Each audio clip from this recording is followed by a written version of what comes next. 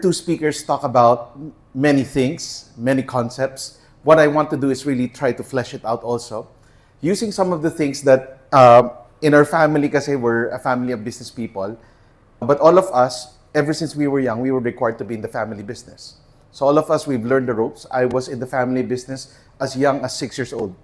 So every summer, while everybody was going out on vacation, we would be in our family business in Divisoria, right? And we would do this hanggang pagtanda. Hanggang gusto ko na magpastor, sabi ng tatay ko, hindi, kailangan mo muna magtrabaho sa amin. And I worked for around 4 years in the family business, did the marketing of our business in the fashion industry. Kasi nga, nagtetela po kami sa Divisoria. And that brought a lot of learnings for me. And the many principles I'll share to you today is something that I actually learned from my dad. And all of us siblings, we learned so many things from our dad that up until now, we would say, si Papa, hindi yan nagtapos mag-aral, pero bakit ang galing? Paano niya naisip yung mga nababasa namin sa mga books? And he's able to apply it. And what we've done, and I think it's the job of every person in this room, is to study somebody and make it a goal to learn from them and then improve on it. Right? So kung may kakilala ka, nag-start siya ng maliit na negosyo, nag-work, and then you study him, what your job is to get whatever that is and make it better. You want to be a better speaker, study Randall and say, he's a really good speaker. What are the good points about him? And then I get on those points and make it better. Right? This coffee is really good. I'll try to study where they get the source and the systems. Wow, now I want to build a coffee shop, maybe a small one, but I want to improve on the certain products and services that these people have.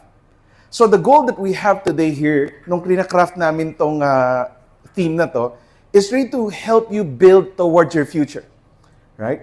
Whatever God calls you to do, and whatever assignment that is, whether it's a business, whether it's projects, or whether it's services, or even ministry. The funny thing that I've learned is that even the principles I learned when we were in the family business, that my siblings would apply, are the same principles I apply when it comes to church.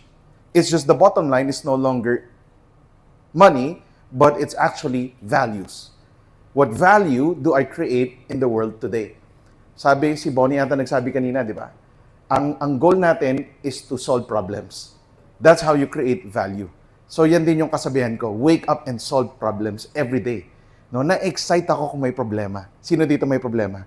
Na-excite ako sa problema nyo. Alright, because that's the only way you add value to people, is when you know that there's a problem, spot the problem, and you make solutions out of that. So today, I'll try to end this by giving you only three, and later I'll explain why. Baby steps on how to build your future. Tandaan nyo, to achieve success, you have to take baby steps. Hindi yan giant leap. Kaya po maraming nalugi sa mga kwento ni Bonnie because a lot of people, they start like this. Ganda ng dream ko. Eto na. Let's go! Pautang. Malaki. Boom. Talon! Ah! They fail.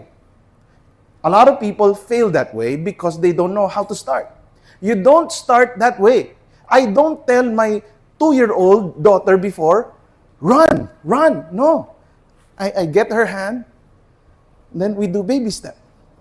Kung paano kami nakapag-save and invest money is because we did baby steps. We didn't try to make it rich fast. The way you lose weight is not to do it fast, you do it slow. Kaya ako, I'm taking my time, okay? Because we understand it cannot be that drastic, hindi healthy yun.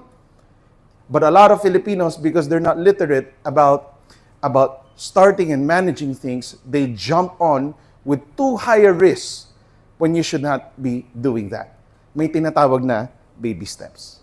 Is that small is actually big. Small is always big.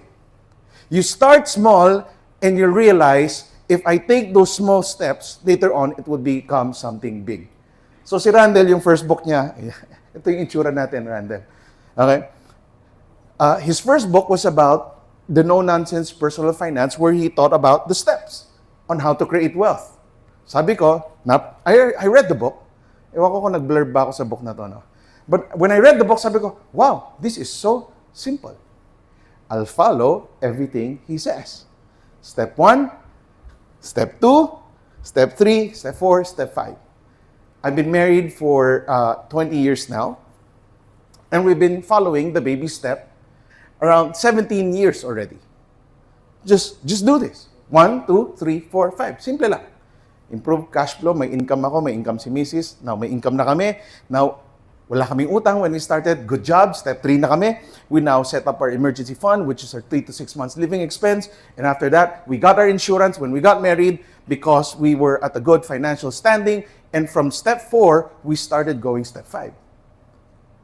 Goal namin bumili ng lupa, goal namin magkaroon ng lahat cash, bayad. That's the goal.